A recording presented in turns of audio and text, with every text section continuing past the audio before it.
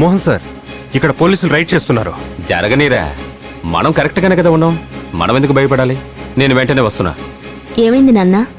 అది మన బిజినెస్ ని క్లోజ్ చేసుకుని వెళ్తున్నాం అని చెప్పగానే గవర్నమెంట్కి ఏదో డౌట్ వచ్చింది, అందుకే రైడ్కి వచ్చినట్టున్నారు.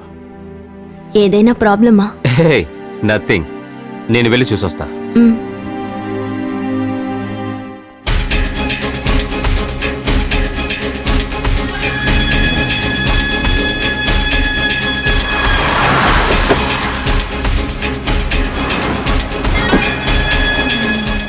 I didn't get. What was our mistake? No more question. Where is your MD? I want to see him. Ravinder, మన చీఫ్ అకౌంటెంట్ అయిన గావన్ జోసెఫ్ ఒక క్రిమినల్ సార్. వాడి వల్లే పోలీసులు ఇక్కడ రైడ్ చేయడానికి వచ్చారు. వాడు కూడా ఈ కంపెనీలో పార్ట్నర్ అనే డాక్యుమెంట్లు క్రియేట్ చేసి సిటీ బ్యాంక్ లో పెద్ద అమౌంట్ ని లోన్ గా తీసుకుని ఇక్కడ నుంచి పారిపోయాడు. గవర్నమెంట్ మన ట్రాన్సాక్షన్స్ అన్ని ఫ్రీజ్ చేసింది. Sorry, Mr. Menon. You are under arrest. Officer, I am innocent. You must prove it in the court of law.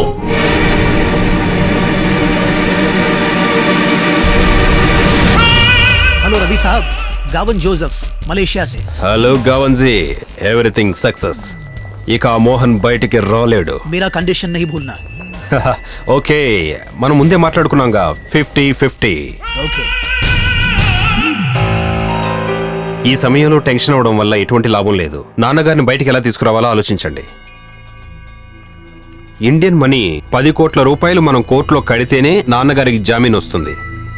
నేను ఇక్కడ చాలా మందితో మాట్లాడి చూశాను. ఆయన అందరూ ఈ పరిస్థితుల్లో వదిలేశారు. ఇప్పుడు మనకు ఒకే ఒక్క దారి మాత్రం ఉంది. ఇండియాలో ఉన్న హోటల్ని అమ్మేయడం ఒక్కటే మార్గం. ఇప్పుడు ఎలా హోటల్ని అమ్మగలం? హోటల్ నాన్న పేరు మీద ఉంది కదా. అది కూడా కరెక్టే. కానీ మీరు సింగపూర్ నుంచి రావాలంటే చాలా ఫార్మాలిటీస్ పూర్తి చేయాలి. నేను ఒక ఐడియా ఇవ్వనా? మా నాన్న సార్కి చాలా నమ్మకస్తుడే కదా. మా నాన్న పేరు మీద సార్ ఒక పవర్ ఆఫ్ అటార్నీ ఇస్తే సరిపోతుంది. మిగతాది నేను చూసుకుంటాను. కానీ అందుకు కూడా గవర్నమెంట్ పర్మిషన్ కావాలిగా. నేను ఎంబసీతో మాట్లాడి అన్ని ఫార్మాలిటీస్ పూర్తి చేశాను. కానీ సార్ ఒప్పుకోవాలి. నాన్న ఒప్పుకునేలా చేసే బాధ్యత నాది.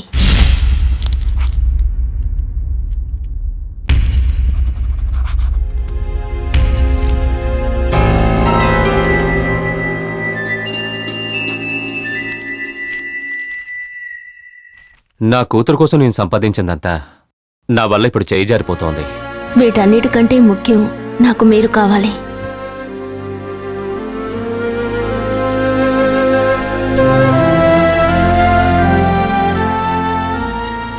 తొందరగానే నేను హోటల్ అమ్మేసి డబ్బుతో తిరిగి వస్తాను. తొందరగా మిమ్మల్ని ఇక్కడ నుంచి తీసుకెళ్తాను సార్.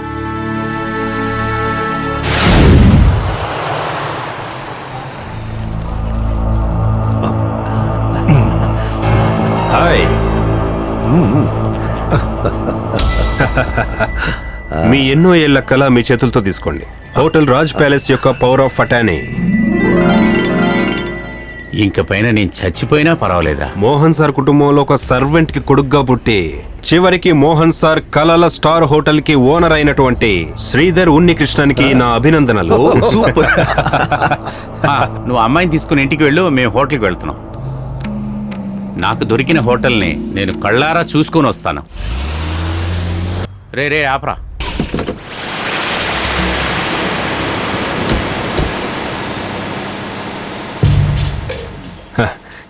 ఏంటన్నా హోటల్ని కొత్తగా చూస్తున్నావా ఏంటి?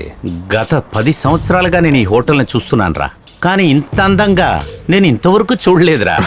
సొంతం అయితే ఇంకా చాలా అందంగా ఉంటుంది. కానీ ఏం చేస్తాం, ఇంత అందమైన బిల్డింగ్ పక్కన అసహ్యంగా ఒక చిన్న కొట్టుంది కదరా.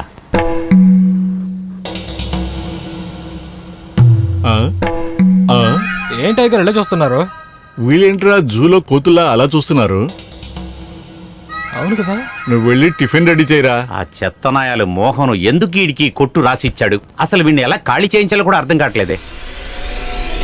దీన్ని ఆలోచించి డిసైడ్ చేద్దాం. ముందు మెత్తగా, తరువాత పోతునుగా. కావాలంటే ఈ హోటల్ని నువ్వు డబ్బిచ్చి కొనుక్కోవచ్చు, కానీ నన్ను కొనడం మీ తాత వల్ల కూడా కాదు.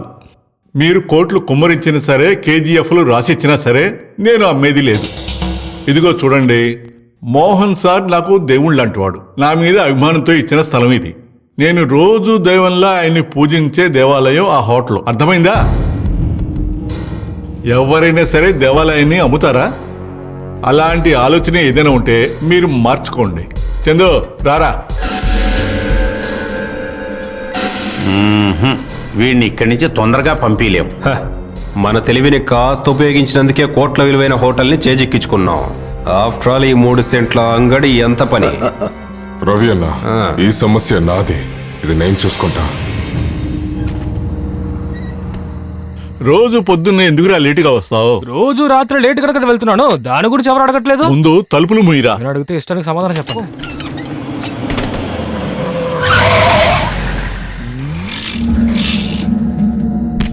టిప్పరు వాసు. అన్నీ అయిపోయినాయి, హోటల్ క్లోజ్ చేస్తున్నాం. ఈ హోటల్ని పూర్తిగా క్లోజ్ చేయడానికే వచ్చాను. ఆ హోటల్ వాడు అడిగినప్పుడు నువ్వు ఈ ప్లేస్ని ఇచ్చేస్తుంటే వాడు నీకు తగిన డబ్బు ఇచ్చుండేవాడు కదా. ఇప్పుడు నువ్వు దీన్ని నాకు ఫ్రీగా రాసిచ్చేయాల్సి వస్తోందే. పెద్దాయనా, దీని మీద సంతకం పెట్టి. ఏంటి ఇది? ఈ హోటల్ ఉంది కదా, ఈ స్థలం, ఈ పత్రాలు ఇచ్చిన వాళ్ళకి ఈ స్థలాన్ని నా అంతట నేనే రాసిస్తున్నాను, దానికి అడ్వాన్స్ తీసుకున్నాను అని ఇందులో రాసుంది. చదివి సంతకం పెట్టండి. పెట్టండి, పెట్రా. నా ప్రాణం పోయినా నేను సంతకం పెట్టను.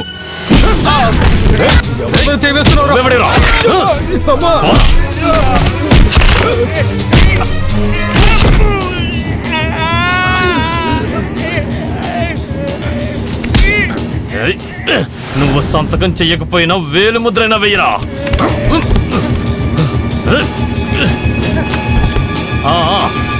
ఇక్కడ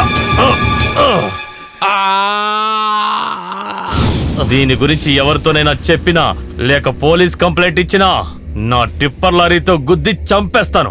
అర్థమైందా?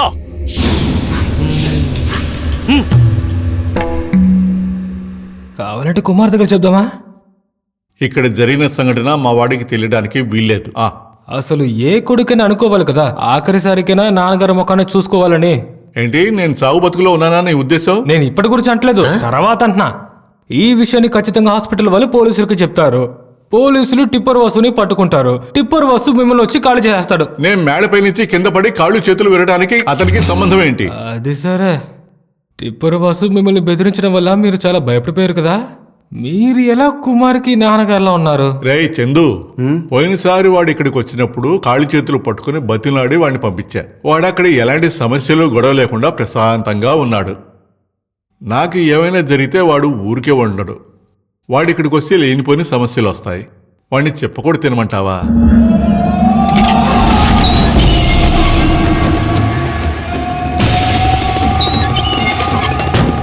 வணக்கண்ணா, நேர வீட்டுக்கா பாருக்கா இல்ல சின்ன வீட்டுக்கா? முதல்ல நான் குலான பார்க்கணும்.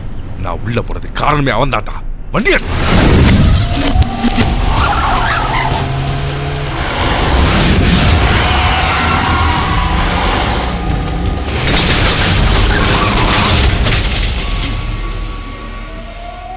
ఓరి దేవుడా, వీడు జైలు నుంచి వచ్చేసాడా? எங்கடா குலான்? சொல்றா, அவன் எங்க இருக்கா? ఇలా చూడు ముక్కుపుడ కన్నయ్య, జరిగిందేదో జరిగిపోయింది. అలా కూర్చుని ఒక దోశ తిని అన్ని మర్చిపో. மறக்கணுமா? என்ன 6 மாசம் ஜெயில போட்டாடா குலான். அவனை நான் மறக்கணுமா? எங்கடா குலான்? தெரியாது.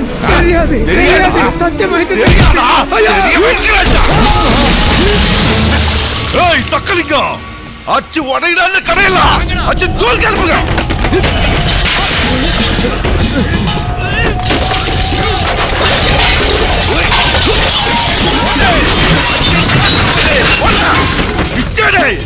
ముక్కుపుడ కన్నయ్య, ఇలా చేయకండి. మరి ఏంట్రా సమస్య? గగన్ ఎక్కడికి వెళ్ళాడు? ఈ జన్మకి వాడు నేర్చుకోలేని పనులని నేర్చుకోవడానికి వెళ్ళాడు. అంటే ఏంట్రా? డాన్స్. దేవుడా, డాన్సా? చావడానికంటే ముందు డాన్స్ నేర్చుకుని అందరి ముందు అరంగేట్రం చేస్తానని అందరి ముందు శబ్దం చేశాడు. ఓ, ఇంకా ఎన్ని ఘోరాలు చూడాలో ఏమిటో భగవంతుడా.